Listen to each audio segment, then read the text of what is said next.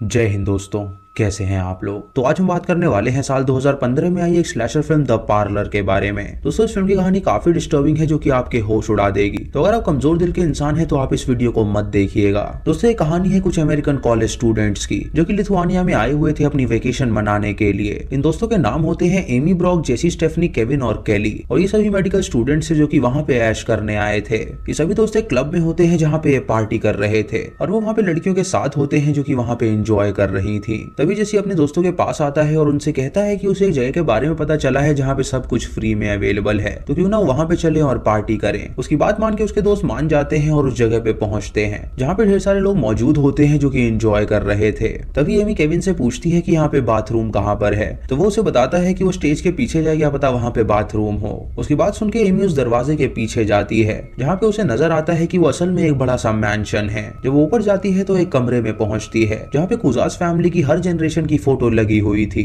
उन फोटोज को देखकर वो हैरान हो जाती है क्योंकि वो काफी अजीब लग रही थी। तभी वहाँ पे जेसी आता है और उससे पूछता है कि वो यहाँ पे क्या कर रही है, तो वो उसे बताती है कि वो यहाँ पे वॉशरूम ढूंढने आई थी। जेसी उससे कहता है कि वो भी वॉशरूम ढूंढते हुए यहाँ तक पहुंचा है और ये फोटोज देखकर उसे लगता है कि शायद ये उस फैमिली की फोटो है जो कि यहाँ पे रहा करती थी। एमी उसकी बात मान लेती है और वहाँ से पार्टी की ओर जाती है। तभी वहाँ पे उता नाम की एक लड़की आती है जो कि एक टैटू आर्टिस्ट के पास काम करती थी। वो एमी के पास आके उनसे पूछती है कि क्या वो लोग अमेरिका से हैं, तो एमी उससे कहती है कि हाँ वो लोग स्टूडेंट्स हैं और यहाँ पे एंजॉय करने आए हैं। ये सुनकर उता उसके दोस्त ब्रॉक के पास जाती है और उसे किस करने लगती है और उसे सेड्यूस करके वो उससे कहती है कि वो उसके साथ चले। वो दोनों वहाँ पे डांस करते हैं और खूब एंजॉय करते हैं और उसके बाद उता उससे कहती है कि अगर उसे टैटू बनवाना है तो वो उसके पार्लर में चले। एमी उससे कहती है कि उसे भी टैटू बनवाना है, तो उता उसे और ब्रॉक को अपने साथ वहाँ पे ले जाती है। वो उन्हें अपनी दुकान पे ले जाती है जिसका नाम पार्लर था और वो दोनों वहाँ पे कई सारे टैटू देखते हैं जिसे देखकर वो खुश हो जाते हैं। एमी वहाँ पे एक टैटू का पोर्ट्रेट देखती है और उससे पूछती है कि आखिर ये किस पे बनाया गया है, तो उता उसे बताती है कि ये ह्यूमन स्किन पे बनाया गया है। ये सुनकर वो दोनों हैरान हो जाते हैं और उन्हें लगता है कि शायद वो मजाक कर रही है।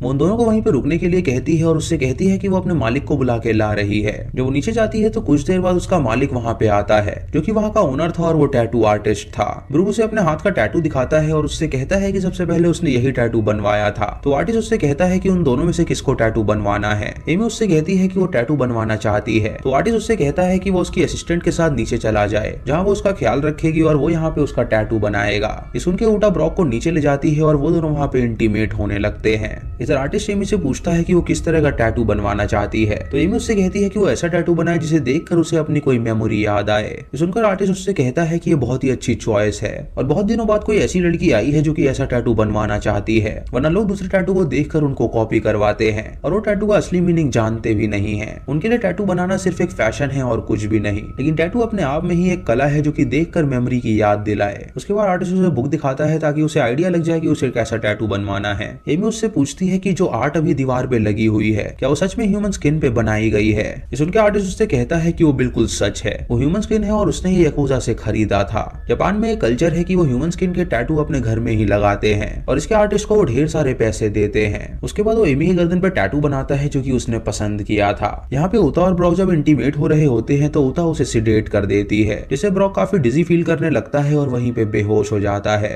इधर एमी भी काफी डिजी फील करती है और वो भी बेहोश हो जाती है क्योंकि आर्टिस्ट ने उसके ड्रिंक में कुछ मिला रखा था। जब ब्रूक की आंखें खुलती हैं तो वो अपने आप को उल्टा लेटा हुआ पाता है और उसके सामने एमी होती है जिसे उन लोगों ने बांध रखा था। तभी उसके सामने उता और आर्टिस्ट आते हैं जिसे देखकर वो काफी डर जाता है और उनसे पूछता है कि आखिर वो उनसे क्या चाहते हैं। आर्टिस्ट उससे कहता है कि उसे बस उसकी स्किन चाहिए। सुनकर ब्रॉक उससे कहता है कि उसके कई सारे दोस्त अमीर हैं तो वो उसे ढेर सारे पैसे देने को तैयार है। तो आर्टिस्ट उससे कहता है कि वो पैसों के लिए ये सब बिल्कुल नहीं कर रहा, ये उसकी कला है और वो हमेशा ऐसा ही करता आया है। तभी एमी की आंखें खुल जाती हैं और ये सब देखकर वो जोर से चिल्लाती है। तो आर्टिस्ट उसके पास आके उससे कहता है कि वो उसकी फेवरेट है और वो बहुत जल्द उसके आर्ट को समझ जाएगी और उसका साथ देने लगेगी। ये कह के वो ब्रॉक के पास जाता है और उसके हाथ पे लगा हुआ टैटू उखाड़ लेता है ताकि वो उसका पोर्ट्रेट बना के अपनी दुकान में लगा सके। उसके बाद वो उसकी पीठ की स्किन को काटता है और उसे निकाल देता है। उसके बाद वो उससे कहता है कि उसके डॉग को कान खाना बहुत ज्यादा पसंद है, तो वो उसका कान काटता है और अपने डॉग को सर्व कर देता है जिसे उसका डॉग बड़ी चाव से खाता है। उसके बाद वो उसकी पीठ की स्किन उखाड़ देता है है जिससे उसे बहुत ज्यादा दर्द होता है और वो उस पर कुछ स्पेशल टैटू बनाने वाला था। उटा उस कटी हुई चमड़ी को संभाल के ऊपर ले जाती है।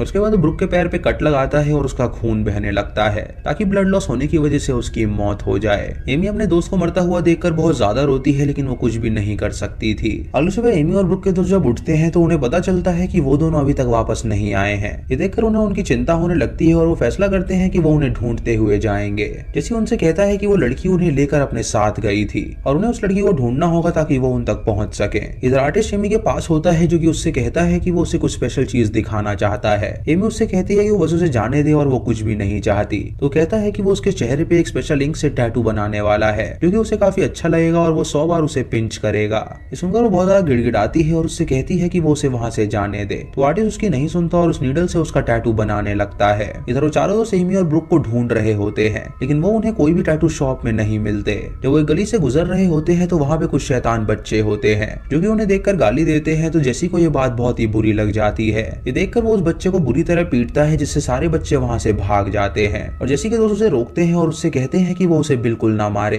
जेसी उनसे कहता है कि वो चुप बैठने वालों में से नहीं है। लड़कियां उससे कहती है कि वो पूरी तरह पागल है क्योंकि उसकी वजह से वो लोग मुसीबत में फंस सकते थे। उसके बाद वो लोग पार्लर पहुंचते हैं एमी और ब्रुक को ढूंढने के लिए। वहाँ पे आर्टिस्ट उन्हें अटेंड करता है तो वो उससे पूछते हैं कि उसके दोस्त कहाँ पर हैं। तो वो उसे बताते हैं कि कल रात वो यहाँ पर आए थे और टैटू बनवाकर वो यहाँ से चले गए। उससे कहते हैं कि उसकी असिस्टेंट उता भी उनके साथ थी। तो वो उनसे कहता है कि उता यहाँ पे मौजूद नहीं है और शायद वो उनके दोस्तों के साथ ही गई हुई है। ये सुनकर वो सभी उसकी बात मान लेते हैं और वहाँ से जाने लगते हैं। तभी कैली वहाँ पे एक पोर्ट्रेट देखती है जो कि ब्रुक का टैटू था और ये देखकर वो हैरान हो जाती है, लेकिन वो इस बात को नजरअंदाज कर देती है। उनके जाने के बाद आर्टिस्ट एमी के पास आता है और उससे कहता है कि उनके दोस्त यहाँ पर आए थे जो कि उसे ढूंढ रहे थे और उसने उन्हें झूठ बोल दिया कि वो लोग यहाँ पे नहीं है। एमी उससे एक ही बात कहती है कि वो उसे यहाँ से जाने दे। तो आर्टिस्ट उससे कहता है कि वो उसे इतनी आसानी से यहाँ से जाने नहीं दे सकता। उसकी स्किन बहुत ज्यादा बढ़िया है और वो बहुत ज्यादा प्रेशियस है। एमी उससे पूछती है कि आखिर वो उसे मार क्यों नहीं रहा। तो वो उससे कहता है कि वो उसकी फेवरेट है जिसके लिए उसने कई सारी प्लानिंग करी है,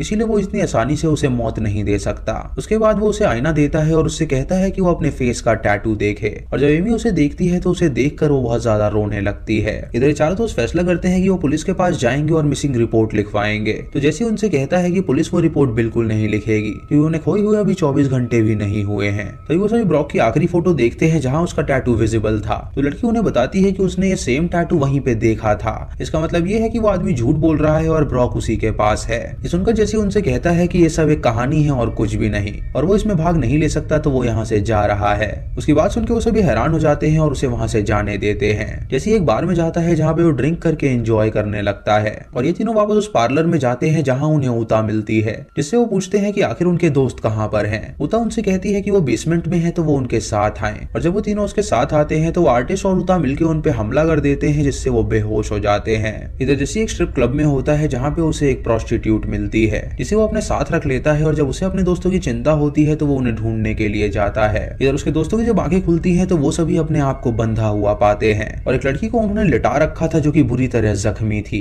उता वहाँ पे आके कैली से कहती है कि उन लोगों को यहाँ पे आना ही नहीं चाहिए था। तभी आर्टिस्ट वहाँ पे आता है और उता से कहता है कि आज वो स्टेफनी की स्किन निकालेगी। सुन के वो खुश हो जाती है और वो दोनों मिलके उसकी स्किन निकालने लगते हैं, जिससे स्टेफनी को बहुत दर्द होता है और वो खून से तरबतर हो जाती है। कैली बहुत चिल्लाती है और उनसे कहती है कि वो ऐसा बिल्कुल ना करें, लेकिन वो लोग बिल्कुल नहीं रुकते और उसकी स्किन निकाल के उसका गला काटते हैं और उसे जान से मार डालते हैं। अपने दोस्त को मरता हुआ देखकर वो जोर से चिल्लाती है और रोने लगती है। इधर आर्टिस्ट ब्रॉक के शरीर पे बनाया हुआ टैटू लेके एक जगह पे पहुंचता है जहाँ पे एक बंदा उससे मिलने आता है तो वो उसे डिलीवरी देता है और उसके बदले में वो बंदा उसे ढेर सारे पैसे देता है। उसके बाद वो पैकेज सीधा मैंशन में जाता है जहाँ दीवार पे उसे लगा दिया जाता है, जिससे हमें पता चलता है कि वो टैटू आर्टिस्ट एक बड़ी फैमिली के लिए काम करता है जो ह्यूमन स्किन पे अपनी फोटो बनवाते हैं और उसे खरीदते हैं। उता एमी के पास आती है और उससे कहती है कि उसके बाकी दोस्तों का भी यही हश्र होने वाला है। एमी उससे कहती है कि वो ऐसा बिल्कुल ना करे, तो उता उससे कहती है कि वो उसके मालिक की फेवरेट है वरना वो अपने हाथों से उसे मार डालती। तभी कैली देखती है कि उसकी रस्सी ढीली हो गई है तो वो अपने आप को छुड़ा लेती है और वो उता पे हमला करके उसे बेहोश कर देती है और उसके बाद एमी का ताला खोलने की कोशिश करती है, लेकिन एमी उससे कहती है कि वो समय बर्बाद ना करे और यहाँ से से बाहर निकल जाए ताकि वो मदद बुला सके और उन सबकी जान बच सके। उसकी बात मान के केली बाहर निकलती है और वहां से भागने लगती है, लेकिन तभी वो अपने सामने उन बच्चों को देखती है जो कि उन्हें मारने के लिए ढूंढ रहे थे, क्योंकि जेसी ने उन पे हमला किया था तो वो उनसे बदला लेना चाहते थे। जो बच्चे केली को देखते हैं तो वो उसका पीछा करने लगते हैं और तभी आर्टिस्ट भी उन्हें देख लेता है कि वो लोग उसका पीछा कर रहे हैं। केली वहां से भागने की कोशिश करती है और सबसे मदद मांगती है, लेकिन सभी अपना दरवाजा बंद कर लेते हैं और कोई भी उसकी मदद नहीं करता। तभी वो एक एंड पे पहुंचती है जहां से भागना बहुत ही मुश्किल था और वो सभी बच्चे वहां पे आके उसे घेर लेते हैं, उसे बुरी तरह पीटते हैं और उसका शोषण करने वाले होते हैं। लेकिन तभी वहां पे आर्टिस्ट आ जाता है जो कि उन बच्चों को शूट करके जान से मार डालता है। उसके बाद वो केली को भी शूट कर देता है जिससे उसकी मौत हो जाती है। इधर ऊता की जब आंखें खुलती हैं तो वो देखती है कि केली वहां से भाग निकली है और गुस्से में आके वो एमी के पास जाती है और उससे कहती है कि ये सब उसकी वजह से हुआ है। वो एक प्लास उठाती है और उसका एक दांत उखाड़ने वाली होती है, लेकिन तभी वहां पे आर्टिस्ट आ जाता है जो कि उससे कहता है कि वो ऐसा बिल्कुल ना करे। वो तुरंत उसे वहां से जाने के लिए कहता है तो वो ऊपर चली जाती है और वो एमी से माफी मांगता है उसके ऐसे बर्ताव के लिए। एमी उससे पूछती है कि आखिर वो उससे चाहता क्या है, तो उससे कहता है कि वो उसे अपना सीक्रेट बताने जा रहा है। उसे अपने साथ ऊपर ले जाता है जहाँ पे उसने कई सारी फोटोज लगाई हुई थी जो कि ह्यूमन स्किन पे उसने बनाई थी उन अमीर लोगों के लिए। उसे बताता है कि पुराने जमाने में रशियन किंग्स ने एक प्रथा निकाली कि वो अपने एनिमीज को मार के उनकी स्किन पे अपना पोर्ट्रेट बनवाते थे। जो ये पोर्ट्रेट बनाया करते थे वो उसके पूर्वज थे और वो लोग इसमें काफी ज्यादा माहिर थे। रशियन किंग्स उनके पास हमेशा आया करते थे वो पोर्ट्रेट बनवाने के लिए और उसके बदले वो उन्हें भारी मात्रा में पैसे दिया करते थे। तब से ये काम चलता आ रहा है और आज भी उनकी फैमिलीज एक साथ हैं और किंग की फैमिलीज हमेशा उन्हें पैसे देती हैं ऐसे पोर्ट्रेट्स बनवाने के लिए। इधर जैसे उस प्रोस्टिट्यूट के साथ उस पार्लर में आता है तो उता उनके लिए दरवाजा खोलती है और उससे पूछती है कि आखिर वो यहाँ पे क्यों आया है। जैसे उससे कहता है कि वो अपनी दोस्त को यहाँ पर लेकर आया है जो कि पियर्सिंग करवाना चाहती है, तो उता उससे कहती है कि वो बैठ जाए, वो पियर्सिंग कर देगी। उसके बाद जैसे बेसमेंट में जाता है जहाँ पे वो अपने दोस्तों को बंधा हुआ देखता है। ये देखकर वो हैरान हो जाता है और उसके बाद ऊपर जाता है जहाँ पे उसे एमी मिलती है तो वो उससे पूछता है कि आखिर वो यहाँ पे क्या कर रही है। एमी उसे बताती है कि आर्टिस्ट ने उन सबको यहाँ पे बंदी बना रखा है और तभी वहाँ पे आर्टिस्ट आता है तो जैसे उससे कहता है कि ये डील बिल्कुल नहीं थी, उनकी डील थी सिर्फ ब्रुक को मारने की और उसने तो उसके सारे दोस्तों को ही बंदी बना लिया। आर्टिस्ट उसे कहता है कि वो अपने मन का मालिक है और उसके मन में जो भी आएगा वो वही करेगा। तभी वो उसे उसकी पोर्ट्रेट दिखाता है जो कि उसने ब्रुक के स्किन पे बनाई थी। ये देखकर जैसे खुश हो जाता है और उससे कहता है कि ये बहुत ही खूबसूरत है।